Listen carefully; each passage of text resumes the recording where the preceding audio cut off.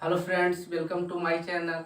आज की इस वीडियो में हम आपको बताएंगे कि BCCLE जो आपका एग्ज़ाम होता है, इसका एग्ज़ाम पैटर्न क्या होता है। मीन्स इसमें कौन कौन से सब्जेक्ट से आपका क्वेश्चन पूछे जाते हैं और एक क्वेश्चन कितना वेटेज का होता है। साथ ही साथ इस वीडियो में हम आपको बताएंगे कि इसका जो एग्ज़ाम होता है कब होता है, इसका फॉर्म फिलअप कब होता है और इसके लिए कौन बुक बेस्ट होता है। तो चलिए सबसे पहले हम बात करते हैं कि जो इसका एग्ज़ाम का फॉर्म फिलअप होता है वो कब होता है। इसका जो फॉर्म आपका फिलअप होता है मार्च लास्ट तक होता है।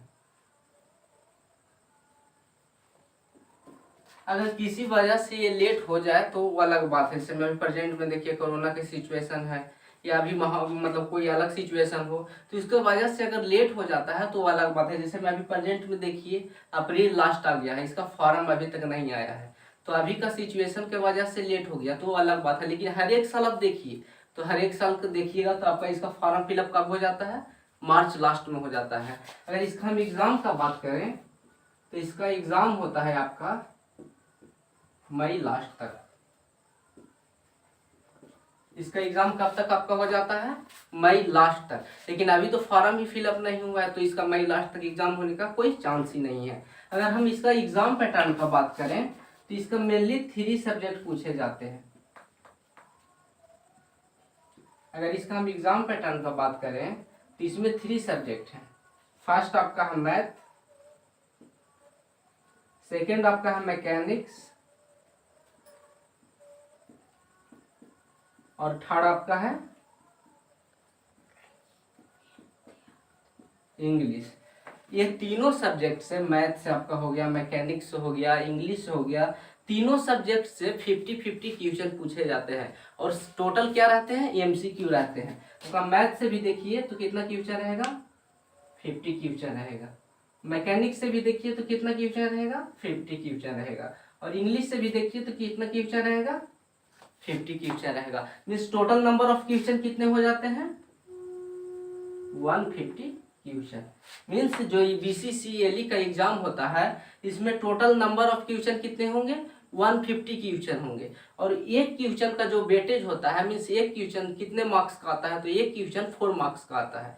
तो 50 क्वेश्चन है और एक क्वेश्चन कितना मार्क्स का आ रहा है, 4 मार्क्स का आ रहा है। तो टोटल जो मैथ आपका सब्जेक्ट है वो कितना मार्क्स का एग्जाम होता है, 200 मार्क्स का एग्जाम होता है। इसी तरह अगर मैकेनिक्स का हम बात करें तो एक क्वेश्चन का भी, इसका भी वेटेज कितना होता है, 4 मार्क्स होता है।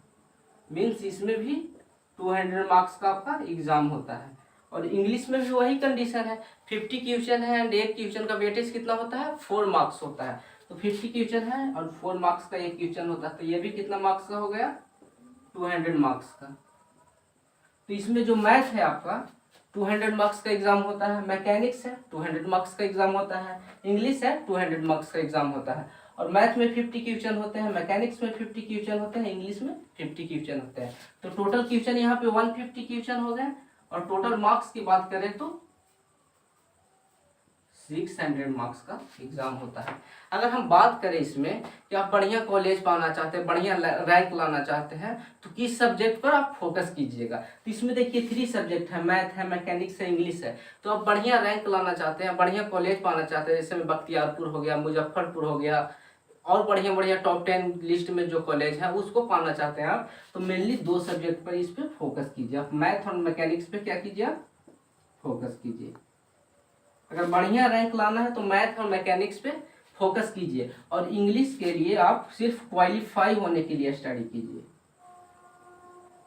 इसको क्वालिफाई होने के लिए स्टडी हम लोग इस वजह से करते हैं क्योंकि इंग्लिश में आप देखिएगा तो इसमें total more than technical English भरा हुआ है। जैसे में आपका कम्युनिकेशन स्किल हो गया, बॉडी लैंग्वेज हो गया, आई कांटेक्ट हो गया, ये सब भरा हुआ है जो हम लोग को नॉर्मली पढ़ने में कोई इंटरेस्ट नहीं होता है और कोई टीचर पढ़ाता भी नहीं है। इसमें ग्रामर है तो हम लोग ग्रामर को पढ़ते हैं, इंग्लिश ग्रामर को, और जिससे हम लोग इंग्लिश को क्वालिफाई कर सकते हैं। ठीक है। तो इंग्लिश में अगर आप टोटल 50 क्वेश्चन होता है, अगर 9 क्वेश्चन भी आप सही कर देते हैं तो आपका कितना परसेंटेज सही हो जाएगा, 18% सही हो जाएगा। और इसमें कितना मार्क्स आ जाएगा, 36 मार्क्स आ जाएगा आपका।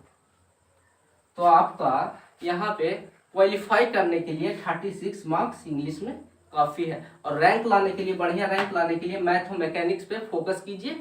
ये दोनों में बढ़िया मार्क्स, जितना बढ़िया मार्क्स आएगा उतना बढ़िया कॉलेज मिलेगा और उतना बढ़िया आपका रैंक आएगा। अगर इसका हम टाइमिंग की बात करें तो इसका टाइम दिया जाता है आपका 2 घंटा 15 मिनट। इसका टाइम कितना दिया जाता है? 2 घंटा 15 मिनट, जो बहुत ही कम समय है। अब देखिए हम लोग सेमेस्टर के एग्जाम देने जाते हैं तो एक सब्जेक्ट का एग्जाम देते हैं, मैथ हो गया, मैकेनिक्स हो गया या कोई अदर सब्जेक्ट हो गया, ब्रांच पेपर हो गया, तो उसके लिए हम लोग को कितना समय दिया जाता है? 3 घंटा समय दिया जाता है और एक ही सब्जेक्ट का एग्जाम होता है। लेकिन यहाँ पे देखिए 3 सब्जेक्ट है, मैथ है, मैकेनिक्स है, इंग्लिश है, और टाइम कितना दिया गया है? 2 घंटा 15 मिनट। तो यहाँ पे क्वेश्चन के अकॉर्डिंग टाइम कम है, इसलिए हम लोग को प्रैक्टिस बढ़िया चाहिए, जिससे हम लोग क्वेश्चन को जल्दी जल्दी सोल्व कर सके, जिससे हम लोग को बढ़िया मार्क्स आ सके। और इसका अगर क्वेश्चन लेवल का हम बात करें, इसका जो क्वेश्चन लेवल होता है ये हार्ड होता है आपका। अगर आप सोचते हैं कि हम लोग सेमेस्टर में, जिसमें यहाँ पे मैकेनिक्स पढ़ना है, मैथमेटिक्स पढ़ना है, तो हम लोग मैथमेटिक्स 3rd सेम में पढ़े थे या आप कोई सेमेस्टर में पढ़े होंगे, तो आप सोच रहे हैं कि मैकेनिक्स हम 2nd सेम में पढ़ें और मैथमेटिक्स से 3rd सेम में पढ़ें, तो उसको पढ़कर हम लोग इस एग्ज़ाम को क्वालिफाई कर जाएं, तो ये पॉसिबल नहीं है, क्योंकि इसका जो क्वेश्चन का लेवल होता है सेमेस्टर के एग्जाम से हाई होता है। हम लोग सेमेस्टर में क्या करते हैं, पूरा जो थ्योरी है उसको याद कर लेते हैं या समझ लेते हैं और 1-2 न्यूमेरिकल सोल्व कर लेते हैं और एग्जाम देने चले जाते हैं, उससे बढ़िया मार्क्स हम लोग अटेंड कर लेते हैं सेमेस्टर में। लेकिन यहाँ पे है कि आप जब तक डीपली स्टडी नहीं कीजिएगा तब तक आपका ये क्वेश्चन, जो मैथ और मैकेनिक्स का जो क्वेश्चन होता है, आपसे नहीं बनेगा। तो इसके लिए जो आपका इस क्वेश्चन, इसका लेवल होता है हार्ड होता है, इसलिए आप बढ़िया से तैयारी करके जाइए। अगर हम इसका बुक का बात करें तो इसके यहाँ पे 3 सब्जेक्ट हैं। यहाँ पे मैथ है आपका, तो मैथ का बुक का हम बात करें तो ये BS गरीवाल का एक बुक आता है।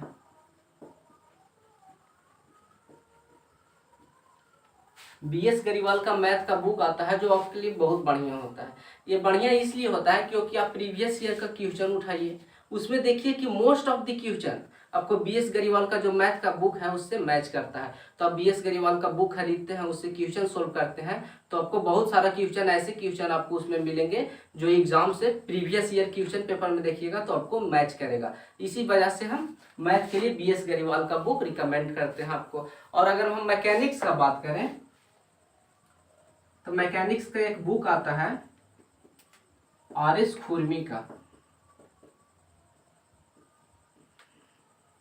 ये भी बुक आपके लिए बहुत बढ़िया होगा, क्योंकि इससे भी बहुत सारा क्वेश्चन है जो आप क्वेश्चन पेपर उठाइए उससे मैच करवाइए, बहुत सारा क्वेश्चन आपका मैच करेगा। और अगर हम इंग्लिश का बात करें तो एक आपका बुक आता है, इंग्लिश में आपका एक बुक आता है, ए मिरर ऑफ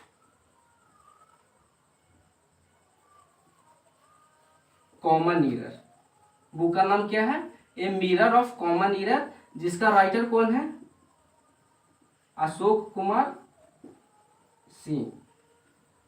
ये अगर आप BCCLE के आप एग्जाम देना चाहते हैं तो इंग्लिश के लिए ये बुक आपके लिए अच्छा होगा, क्योंकि इसमें ग्रामर, मोस्ट ज़्यादा ग्रामर है, टेक्निकल इंग्लिश भी है, लेकिन हम लोग ज़्यादा किस पे फोकस करेंगे? ग्रामर पे फोकस करेंगे। उसके लिए आपका इंग्लिश का बुक बेटर होगा, ठीक है। अगर हम एक बात और यहाँ पे बताना चाहते हैं कि सपोज कीजिए आपको डिप्लोमा करके आप बीटेक करना चाहते हैं, तो आप डिप्लोमा करते हैं तो 3 साल का आपका डिप्लोमा होता है। अगर बीटेक करते हैं तो नॉर्मली अगर कोई स्टूडेंट बीटेक करता है तो उसके लिए 4 साल का ये बीटेक 4 साल के लिए हो जाता है।